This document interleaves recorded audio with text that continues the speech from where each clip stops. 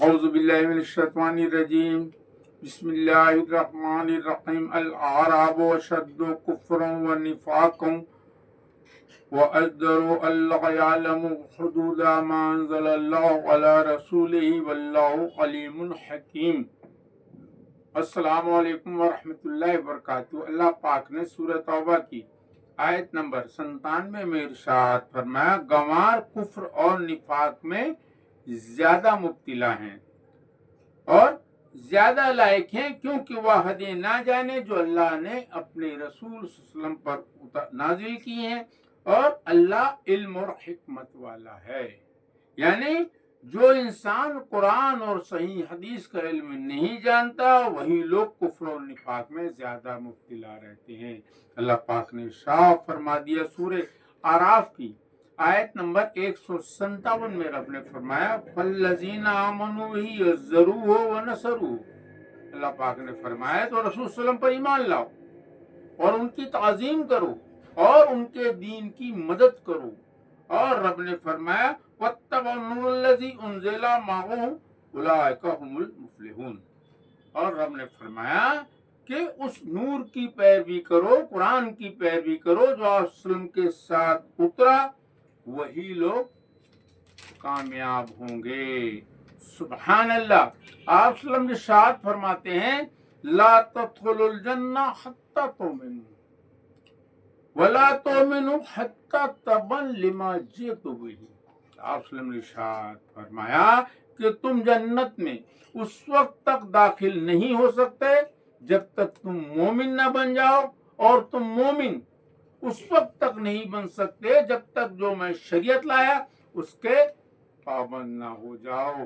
اللہ اکبر۔ ناظرین، اب سمجھتے ہیں قرآن سے کہ مومن کون ہیں۔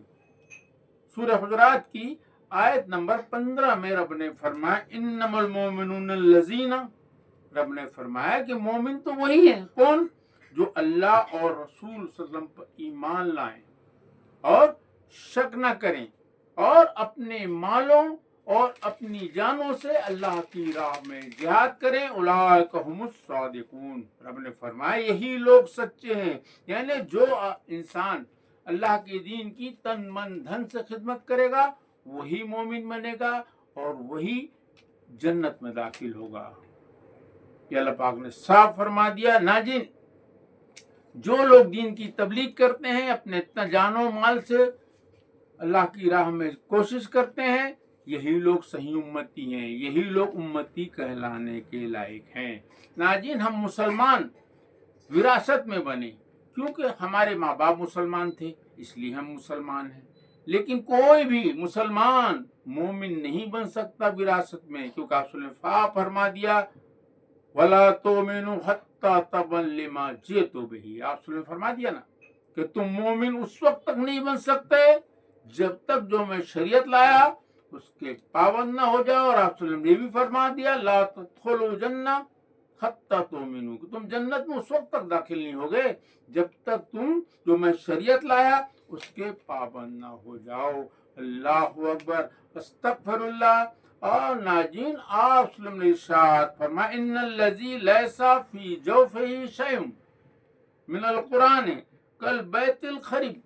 آپ صلی اللہ علیہ وسلم نے ارشاد فرمایا کہ وہ انسان، وہ شخص کھنڈر کی مانند ہے جس نے قرآن سے کچھ بھی نصیحت نہیں لی۔ اللہ اکبر۔ اور حضرت ابن عباس فرماتے ہیں زمان اللہ، حضرت ابن عباس نے فرمایا زمان اللہ لمن قرأ القرآن اللہ یضل فی الدنیا ولا یشقی فی الآخرہ۔ حضرت ابن عباس فرماتے ہیں جو قرآن کی پیروی کرے گا تو وہ دنیا میں جنت کی راہ سے نہ بھٹکے گا اور نہ وہ آخرت میں بد نصیب ہوگا۔ سبحان اللہ۔ اس کے بعد ثم تلا، حضرت ابن عباس نے قرآن کی اس آیت کی تلاوت فرمائی، من اتبع ہدایا فلا یضل ولا یشقی۔ رب نے فرمایا نا کہ جو لوگ قرآن کی پیروی کریں گے آسمانی تعلیم کی تو نہ وہ دنیا میں گمراہ ہوں گے اور نہ آخرت میں وہ بدبخت ہوں گے۔ اور سورہ بنی اسرائیل میں بھی رب نے فرما دیا ان ھذا القرآن یہدی للتی ہی اقوم۔ اللہ پاک نے صاف فرما دیا کہ جو یہ بے شک یہ قرآن ہی سب سے سیدھی راہ دکھاتی ہے، جو سب سے سیدھی کن لوگوں کے لیے؟ جو ایمان والا ہو، مومن ہو، اچھے عمل کرے گا تو اللہ کے ہاں ان کے لیے بہت بڑا اجر ہے۔ سبحان اللہ۔ آپ وسلم فرماتے ہیں یوشکا ان یاتیا علی الناس زمان، آپ وسلم نے ارشاد فرمایا کہ انسانوں پر ایک زمانہ ایسا آئے گا لا یبقى من الاسلام الا اسمها، آپ وسلم نے فرمایا کہ اسلام میں اس کے نام کے سوا کچھ بھی باقی نہیں رہے گا۔ اللہ اکبر۔ اور آپ نے فرمایا ولا يبقى من القرآن الا رسمه، آپ نے فرمایا کہ قرآن میں اس کی تحریر کے سوا کچھ بھی باقی نہیں رہے گا۔ اللہ اکبر۔ اور آپ نے فرمایا مساجدہم عامرہ ویا خراب من الہدی، آپ نے فرمایا کہ مسجدیں تو بہت بڑی ہوں گی لیکن ہدایت سے خالی ہوں گی۔ اللہ اکبر۔ اور آپ نے فرمایا وعلماء شر من تحتی فی السماء من عندهم تخرج الفتنة وفیہم تعود، آپ نے فرمایا کہ آسمان کی چھت کے نیچے بدترین ہوں گے ان کے علماء، فتنہ انہی کے اندر سے برآمد ہوگا اور انہی میں سما جائے گا۔ اللہ اکبر۔ ناظرین، آج اکثر لوگوں نے قرآن کو ایک رسم بنا کر رکھ دیا ہے کہ روح پرواز کراؤ، جب کسی کی موت کا وقت آیا کرانا چاہیے، اس سے انکار نہیں ہے کیا؟ لیکن قرآن سے ہمیں زندگی بھی لینا ہے، خالی روح پرواز کرانے کے لیے قرآن نازل نہیں ہوا ہے، دونوں کاموں کے لیے نازل ہوا ہے۔ اور کیا کریں گے؟ تعویذ بنانا، خالی قرآن پڑھنا، اس کو سمجھ کر نہیں پڑھنا، یا بھوت پریت چھڑانا، یا بیٹی کی شادی میں قرآن دہیج میں دے دینا اور اس نے قرآن سمجھے ہی نہیں، نہ آپ نے اس کو کبھی سمجھانے کی کوشش کی، نہ اس کو آپ نے تعلیم دی ہے۔ ناظرین، کیا قرآن انہی کاموں کے لیے نازل ہوا تھا کہ خالی تلاوت کرو، بھوت پریت چھڑاؤ، اس کو سمجھو مت، اس سے نصیحت مت لو؟ کیا اللہ نہیں فرمایا؟ کیا حضرت رحمت اللہ علیہ نے کنز الایمان قرآن پاک کا ترجمہ اسی لیے کیا تھا کہ خالی تم اس سے یہی کام کرو کہ اس سے نصیحت لو؟ جبکہ سورہ سواد کی آیت نمبر 29 میں رب نے فرمایا لیدبروا آیاتہ ولیتذکر اولو الالباب، اللہ پاک نے ارشاد فرمایا کہ عقل مند قرآن کی آیتوں پر غور کریں اور اس سے نصیحت لیں۔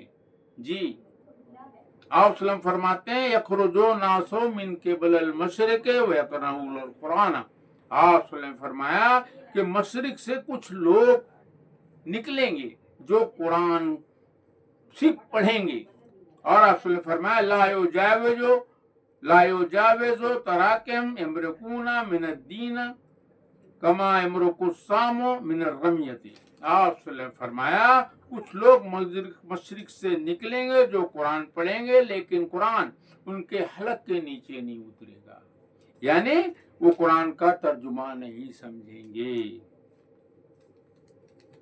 اور آپ نے فرمایا وہ لوگ دین سے اس طرح دور ہو جائیں گے جیسے تیر کمان سے دور چلا جاتا ہے۔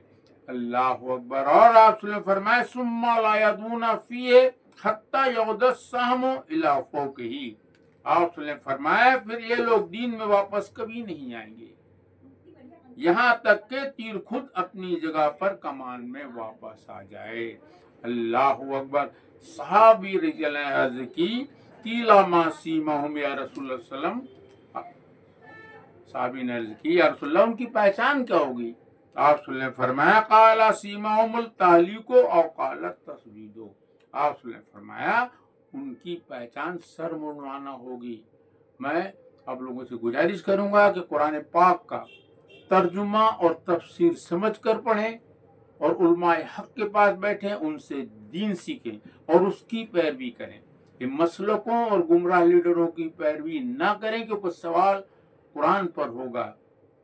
سورہ زخرف کی آیت نمبر 44 میں رب نے فرمایا نا وَإِنَّهُ لَذِكْرٌ لَكَ وَلِقَوْمِكَ وَسَوْفَ تُسْأَلُونَ، رب نے فرمایا کہ سلام یہ قرآن آپ کے لیے اور آپ کی امت کے لیے نصیحت ہے۔ اے لوگو، اے انسانوں، ان قریب تم سے سوال ہوگا کہ قرآن سے تمہارا کتنا رشتہ تھا، کتنا واسطہ تھا، تب کیا کرو گے میرے بھائی، تب کیا کرو گے قیامت میں؟ اللہ تجرو واجرتوں وزرا اخرى، کوئی جان کسی کا بوجھ نہیں اٹھا سکتی. فمن یعمل مثقال ذرۃ خیرا یرہ ومن یعمل مثقال ذرۃ شرا یرہ. آپ نے ذرہ کے برابر بھی نیکی کی ہوگی تو اللہ اس کو دیکھے گا، اور ذرہ کے برابر بھی آپ نے بدی کی ہوگی اللہ اس کو بھی دیکھے گا. میں آپ لوگوں سے گزارش کروں گا قرآن پاک کا ترجمہ تفسیر سمجھ کر